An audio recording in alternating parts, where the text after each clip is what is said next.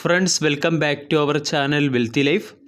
Wealthy ലൈഫിൻ്റെ ഇന്നത്തെ വീഡിയോയിൽ 29 ജൂലൈ 2021 ട്രേഡിംഗ് സെഷനിൽ ബോണസ് അനൗൺസ്മെൻറ്റ് നടത്താൻ പോകുന്ന ഒരു സ്റ്റോക്കിനെ കുറിച്ചാണ് നമ്മൾ ഡിസ്കസ് ചെയ്യുന്നത്.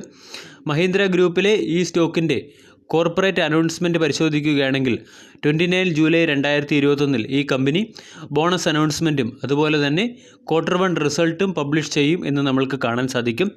സാധാരണഗതിയിൽ ബോണസ് അനൗൺസ്മെൻറ്റ് പോലുള്ള കോർപ്പറേറ്റ് ആക്ഷൻസുകൾ സ്റ്റോക്കിൽ വരുമ്പോൾ നമ്മൾക്ക് നല്ല രീതിയിലുള്ള ഒരു വോളറ്റിലിറ്റി ആ സ്റ്റോക്കിൽ കാണാൻ സാധിക്കും. പല ട്രേഡേഴ്സും അതിൻ്റെ സാധ്യതകൾ പ്രയോജനപ്പെടുത്താറുമുണ്ട്. പക്ഷേ സ്റ്റോക്ക് ഫണ്ടമെൻ്റലി സ്ട്രോങ് അല്ലെങ്കിൽ ബോണസ് റെക്കോർഡ് ഡേറ്റിന് തൊട്ട് മുൻപോ അല്ലെങ്കിൽ ബോണസ് റെക്കോർഡ് ഡേറ്റിന് ശേഷമോ നമ്മൾക്ക് ഈ സ്റ്റോക്കിൽ വളരെ വലിയ ഒരു സെയിൽസ് അല്ലെങ്കിൽ പ്രോഫിറ്റ് ബുക്കിങ്ങും കാണാൻ സാധിക്കും. ഈ അവസരത്തിൽ മഹീന്ദ്ര ഗ്രൂപ്പിലെ ഈ സ്റ്റോക്ക് ഫണ്ടമെൻ്റലി സ്ട്രോങ് ആണോ അല്ലെങ്കിൽ ലോങ് ടൈം ഇൻവെസ്റ്റ്മെൻറ്റിന് സ്യൂട്ടബിൾ ആണോ എന്നുള്ള കാര്യം കൂടി പരിശോധിക്കുന്നുണ്ട്. ഡീറ്റെയിൽഡ് വീഡിയോ അനാലിസിസിലേക്ക് കടക്കുന്നതിന് മുൻപ് വെൽത്തി ലൈഫ് എന്ന ചാനൽ നിങ്ങൾ ആദ്യമായാണ് വിസിറ്റ് ചെയ്യുന്നതെങ്കിൽ ചാനൽ ദയവായി സബ്സ്ക്രൈബ് ചെയ്യുക. For getting instant stock recommendation and regular market update. ചാനലിൻ്റെ സൈഡിൽ നിന്നും സ്വിംഗ് ട്രേഡിന് ആവശ്യമായ അഡീഷണൽ ഇൻസൈറ്റ്സ് ലഭിക്കുന്നതിന് വേണ്ടി ജോയിൻ ബട്ടൺ എന്ന ഓപ്ഷൻ കൺസിഡർ ചെയ്യാവുന്നതാണ്. ആദ്യം തന്നെ നമ്മൾക്ക് സ്റ്റോക്കിനെക്കുറിച്ചും സ്റ്റോക്കുമായി ബന്ധപ്പെട്ട കോർപ്പറേറ്റ് അനൗൺസ്മെൻറ്റിനെ കുറിച്ചും പരിശോധിക്കാം.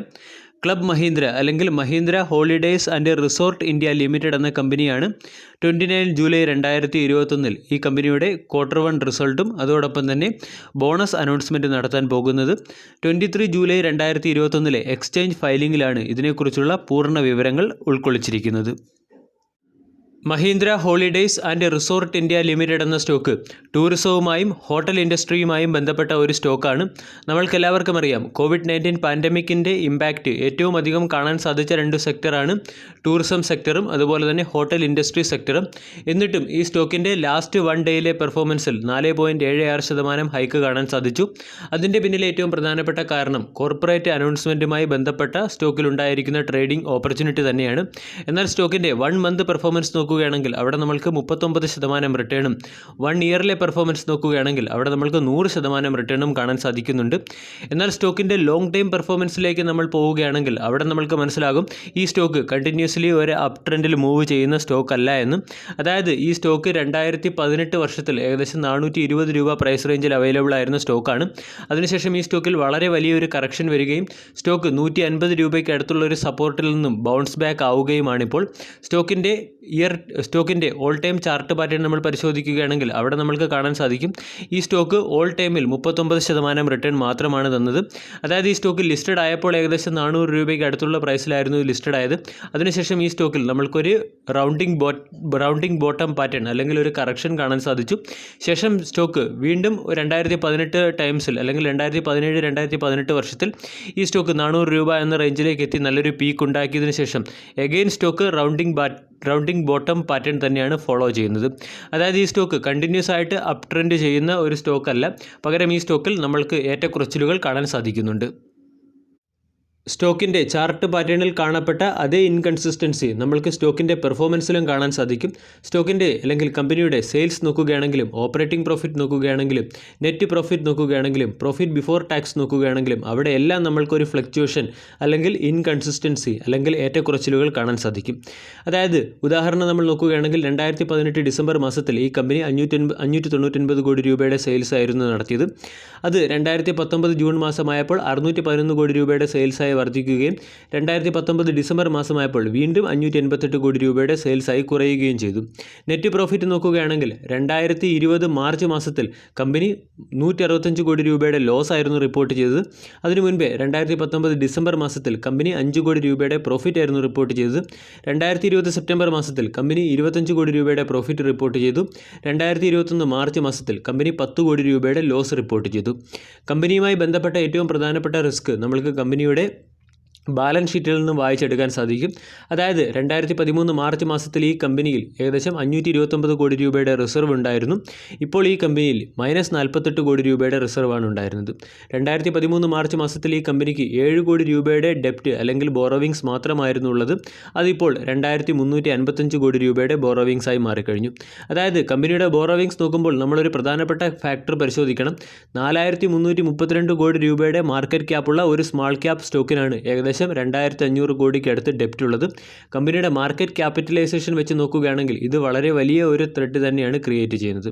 അതോടൊപ്പം തന്നെ റിട്ടേൺ റേഷ്യോ നമ്മൾ പരിശോധിക്കുകയാണെങ്കിൽ ROCE 3.44ഉം ROE -20.0ഉമാണ്. അതായത് റിട്ടേൺ റേഷ്യോസിലും നമ്മൾക്ക് ഒരു അട്രാക്റ്റീവ് ആയിട്ടുള്ള റിട്ടേൺ റേഷ്യോ കാണാൻ സാധിക്കുന്നില്ല. കമ്പനി പ്രോഫിറ്റ് മേക്കിംഗ് കമ്പനി അല്ല. അതുകൊണ്ട് നമ്മൾക്ക് ഈ കമ്പനിയുടെ സൈഡിൽ നിന്നും ഡിവിഡൻഡ് റിലേറ്റഡ് ആയിട്ടുള്ള എക്സ്പെക്റ്റേഷൻസും വെച്ച് പുലർത്തുന്നതിൽ യാതൊരു അർത്ഥവുമില്ല. ഇനി സ്റ്റോക്കിൻ്റെ പ്രൊമോട്ടർ ഹോൾഡിംഗ് നോക്കുകയാണെങ്കിൽ ഏകദേശം 67% സ്റ്റേക്ക് ഹോൾഡിംഗ് പ്രൊമോട്ടേഴ്സാണ് ഹോൾഡ് ചെയ്തിരിക്കുന്നത്. ത്രൂ ഔട്ട് ദ സെഷൻ നമ്മൾ നോക്കുകയാണെങ്കിൽ 67% സ്റ്റേക്ക് ഹോൾഡിംഗ് പ്രൊമോട്ടേഴ്സ് ഹോൾഡ് ചെയ്യുന്നതായിട്ട് കാണാൻ സാധിക്കും. പ്രൊമോട്ടേഴ്സ് ഷെയറുകൾ പ്ലഡ്ജിലൊന്നും വെച്ചിട്ടില്ല എന്നുള്ളത് സ്റ്റോക്ക് റിലേറ്റഡ് ആയിട്ടുള്ള ഒരു പോസിറ്റീവ് അപ്ഡേറ്റ് ആണ്. ഫോറിൻ ഇൻസ്റ്റിറ്റ്യൂഷണൽ ഇൻവെസ്റ്റേഴ്സ് അവരുടെ സ്റ്റേക്ക് ഹോൾഡിംഗ് ഇയർ ഓൺ ഇയറിൽ ഡിക്ലൈൻ ചെയ്തു വരികയാണ്. 5.72% നിന്നും 4.45% ഫോറിൻ ഇൻസ്റ്റിറ്റ്യൂഷണൽ ഇൻവെസ്റ്റേഴ്സ് അവരുടെ സ്റ്റേക്ക് ഹോൾഡിംഗ് റെഡ്യൂസ് ചെയ്തിട്ടുണ്ട്. ഡൊമസ്റ്റിക് ഇൻസ്റ്റിറ്റ്യൂഷണൽ ഇൻവെസ്റ്റേഴ്സ് 14% നിന്നും 15% നിന്നും അവരുടെ സ്റ്റേക്ക് ഹോൾഡിംഗ് 11% റെഡ്യൂസ് ചെയ്തിട്ടുണ്ട്. പബ്ലിക് അവരുടെ സ്റ്റേക്ക് ഹോൾഡിംഗ് 12% നിന്നും 15% ഉയർത്തുകയും ചെയ്തിട്ടുണ്ട്. അതായത് ഈ സ്റ്റോക്കിൽ നിന്നും ഇൻസ്റ്റിറ്റ്യൂഷണൽ ഇൻവെസ്റ്റേഴ്സും അതുപോലെ തന്നെ ഫോറിൻ ഇൻസ്റ്റിറ്റ്യൂഷണൽ ഇൻവെസ്റ്റേഴ്സും ഡൊമസ്റ്റിക് ഇൻസ്റ്റിറ്റ്യൂഷണൽ ഇൻവെസ്റ്റേഴ്സും കണ്ടിന്യൂസ്ലി അവരുടെ സ്റ്റേക്ക് റെഡ്യൂസ് ചെയ്തുകൊണ്ട് വരികയാണെന്ന് മനസ്സിലാക്കാം. പക്ഷേ പ്രൊമോട്ടേഴ്സ് ഈ കമ്പനിയിൽ ഒരു സ്ഥിരമായി അതായത് 67% എന്ന സ്റ്റേക്ക് ഹോൾഡിംഗ് കഴിഞ്ഞ കുറേ വർഷങ്ങളായി മെയിൻറ്റെയിൻ ചെയ്യുന്നു. Mahindra holiday and resort India limited എന്ന സ്റ്റോക്കിൻ്റെ ടെക്നിക്കൽ അനാലിസിസിലേക്ക് കടക്കാം. ടെക്നിക്കൽ അനാലിസിസിൻ്റെ ഭാഗമായി വീക്കിലി ചാർട്ട് പാറ്റേൺ ആണ് ഇവിടെ ഓപ്പൺ ചെയ്തിരിക്കുന്നത്. വീക്കിലി ചാർട്ട് പാറ്റേൺ പരിശോധിക്കുകയാണെങ്കിൽ ഈ സ്റ്റോക്കിന് 250 രൂപ എന്ന റേഞ്ചിൽ വളരെ വലിയ ഒരു റെസിസ്റ്റൻസ് ഉണ്ടായിരുന്നു. ആ റെസിസ്റ്റൻസ് റീസെൻ്റ്ലി സ്റ്റോക്ക് ബ്രേക്ക് ചെയ്തു. ഈ ബ്രേക്ക് ഔട്ടിനോടനുബന്ധിച്ച് നമ്മൾ ചാനൽ മെമ്പേഴ്സിന് ഒരു സ്വിംഗ് ട്രേഡ് ഓപ്പർച്യൂണിറ്റി നമ്മൾ എടുക്കുകയും അതിൽ നിന്ന് നല്ല രീതിയിലുള്ളൊരു ലാഭം നമ്മൾ ജനറേറ്റ് ചെയ്യുകയും ചെയ്തതാണ്. അതിനുശേഷം ഈ ബ്രേക്ക് ഔട്ടിന് ശേഷം സ്റ്റോക്കിൽ നമ്മൾക്ക് നല്ല രീതിയിലുള്ള ഒരു അപ് ട്രെൻഡ് കാണാൻ സാധിച്ചു. ആൾറെഡി നമ്മൾ ഈ സ്റ്റോക്കിൻ്റെ ഇയർ ടിൽ ഡേറ്റിലെയും അതുപോലെ തന്നെ ഈ സ്റ്റോക്കിൻ്റെ ഓൾ ടൈം ചാർട്ട് പാറ്റേണും നമ്മൾ പരിശോധിച്ചതാണ്. ഓൾ ടൈം ചാർട്ട് പാറ്റേണിൽ ഒരു റൗണ്ടിങ് ബോട്ടത്തിന് ശേഷം സ്റ്റോക്ക് അതിൻ്റെ പീക്കിലെത്തി. അതിനുശേഷം ഈ സ്റ്റോക്കിൽ രണ്ടാമത്തെ റൗണ്ടിങ് ബോട്ടം പാറ്റേണാണ് ഫോം ചെയ്തിരിക്കുന്നത്. ടെക്നിക്കലി നോക്കുകയാണെങ്കിൽ ഈ സ്റ്റോക്ക് വളരെയധികം ഒരു ബുള്ളിഷ് നേച്ചറാണ് ഇപ്പോൾ കാണിക്കുന്നത്. പക്ഷേ ഈ സ്റ്റോക്കിലെ ബോണസ് അസോസിയേറ്റഡ് ആയിട്ടുള്ള സ്ട്രാറ്റജി നമ്മൾ ഫോളോ ചെയ്യുകയാണെങ്കിൽ ഒബിയസ്ലി ബോണസ് മുന്നിൽ കണ്ടുകൊണ്ട് ഈ സ്റ്റോക്കിൽ ഒരു ഹെവി വോളിയം ബൈയിങ് നടക്കുന്നുണ്ട്. അതുപോലെ തന്നെ ബോണസ് റിലേറ്റഡ് ആയിട്ടുള്ള ലിക്വിഡിറ്റി സ്റ്റോക്കിൽ വർദ്ധിക്കുമ്പോൾ ട്രേഡിംഗ് ഓപ്പർച്യൂണിറ്റീസും കൂടുന്നുണ്ട്. പക്ഷേ long time point of view ഈ സെക്ടറിൽ അതായത് ഹോട്ടൽ ഇൻഡസ്ട്രിയിലും അതുപോലെ തന്നെ ടൂറിസം ഇൻഡസ്ട്രിയിലും അൺസർട്ടനിറ്റി ഉണ്ട് എന്നുള്ളത് തന്നെയാണ് സത്യം. പ്രത്യേകിച്ചും കോവിഡ് തേർഡ് വേവിനെ കുറിച്ച് മാർക്കറ്റ് വ്യാകുലപ്പെടുന്ന സമയത്ത്. അതുപോലെ തന്നെ ഈ സ്റ്റോക്കിൻ്റെ പെർഫോമൻസ് നോക്കുകയാണെങ്കിലും ഒരു കൺസിസ്റ്റൻ്റ് ആയിട്ടുള്ള ഒരു ഡെവലപ്പ് ചെയ്യുന്ന അല്ലെങ്കിൽ ഡെലിവറി ചെയ്യുന്ന ഒരു സ്റ്റോക്കല്ല. സ്റ്റോക്കിൻ്റെ പ്രോഫിറ്റ് നോക്കുകയാണെങ്കിലും റിട്ടേൺ റേഷ്യോ നോക്കുകയാണെങ്കിലും അവിടെയെല്ലാം നമ്മൾക്ക് ഇൻകൺസിസ്റ്റൻസി കാണാൻ സാധിക്കുന്നുണ്ട്. അതുകൊണ്ട് ബോണസ് പോലുള്ള കോർപ്പറേറ്റ് ആക്ഷനിൽ ഈ സ്റ്റോക്കിൽ ട്രേഡിംഗ് പർപ്പസിന് വേണ്ടി നമ്മൾക്ക് ഫോക്കസ് ചെയ്യാമെങ്കിലും long time point of view ഈ സ്റ്റോക്കിൽ നിന്നും ബോണസ് അക്യുമുലേറ്റ് ചെയ്ത് അല്ലെങ്കിൽ ഈ സ്റ്റോക്ക് ലോങ് ടൈം ഹോൾഡ് ചെയ്യാനാണ് നിങ്ങളുടെ പ്ലാനെങ്കിൽ നിങ്ങൾക്ക് ഉറപ്പായിട്ടും ഒരു എക്സിറ്റ് മെക്കാനിസം ഉണ്ടായിരിക്കണം.